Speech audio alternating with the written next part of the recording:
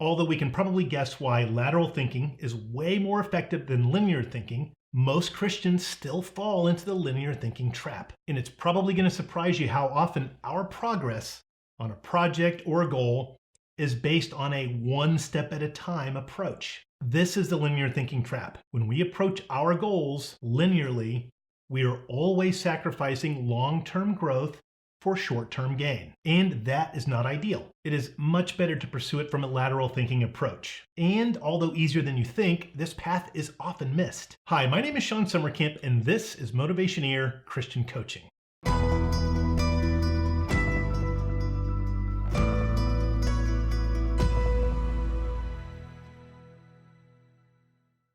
Over the years as a corporate leader, I have collaborated on many large projects.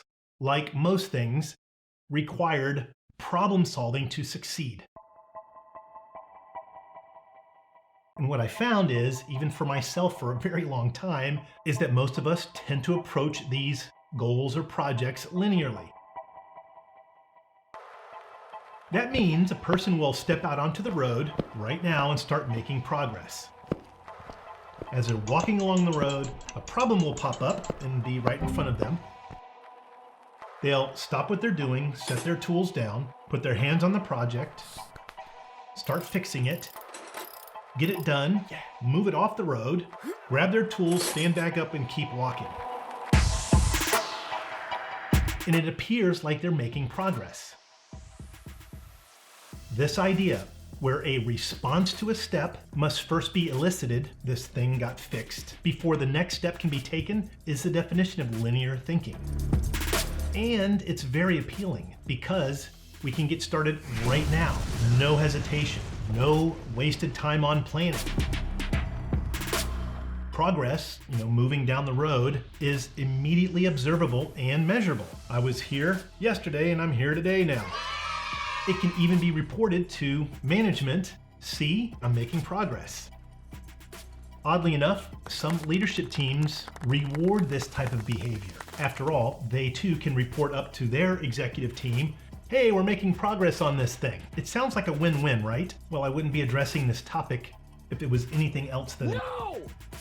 In fact, linear thinking is always a lose-lose scenario, at least in my opinion. I say my opinion because there are some organizational gurus who believe that some projects in the halls of the corporate world can benefit from linear thinking when there's only one systematic answer to be found. I disagree. Again, in my opinion, even in a scenario where just one answer can be found, using lateral thinking will consider other possibilities that may be way more efficient in the future. We can see this type of thinking in the truth of the parable that Jesus told about the two kings going to war. The lesson can be found in Luke chapter 14, verses 28 through 32. Here, Jesus addresses the cost of being a disciple of his. He calls us to think very thoroughly through the entire possibilities, like someone might do if they're getting married, before we make the commitment to him. And this is referred to as counting the cost. This is a form of lateral thinking, solving problems through an indirect and creative approach.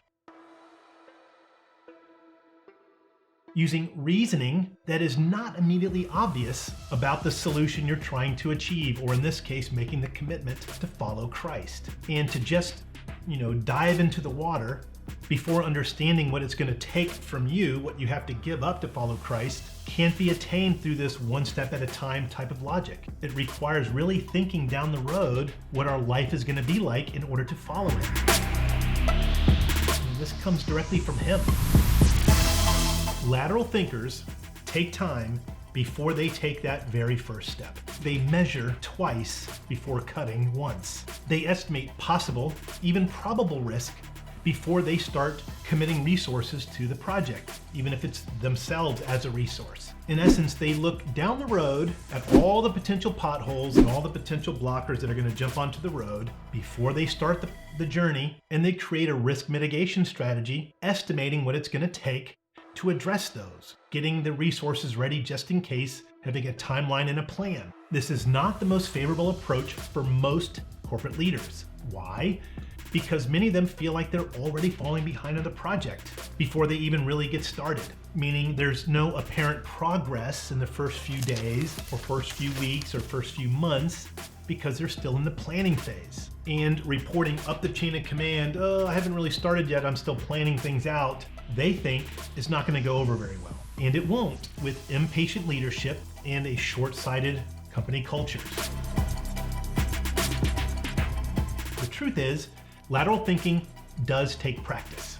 It takes a commitment. And like working out a muscle you haven't worked out in a long time, there may even be a little bit of pain involved as you start to do it. In the end, however, the total progress you will have made by taking all that time to plan initially is going to put you way farther ahead than the person who just jumped out onto the road and started going, trying to get their project done. Your risks are going to be much smaller, but yes, of course, there'll still be unaccounted for risk. That's just a part of life. And you'll be able to finish on time, in scope, and on budget.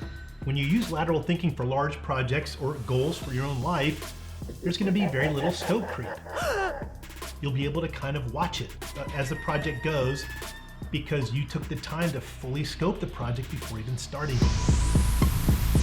I recommend doing your best to focus the culture of your leadership team on a lateral thinking strategy. Taking the time to put together a project charter, to identify all the resources required, to put them together and estimate what the total cost is going to be, project the future completion date, identify all the potential blockers that might come up and what you might be able to do to prevent them or reduce their impact when they do. Approaching it this way means you will never sacrifice long-term growth for short-term gain. And if you're interested in hearing a little bit more of a philosophical approach, I created an entire video, it's about 17 minutes long, right here on my channel called Future You. It was something that I did for a New Year's Eve speech.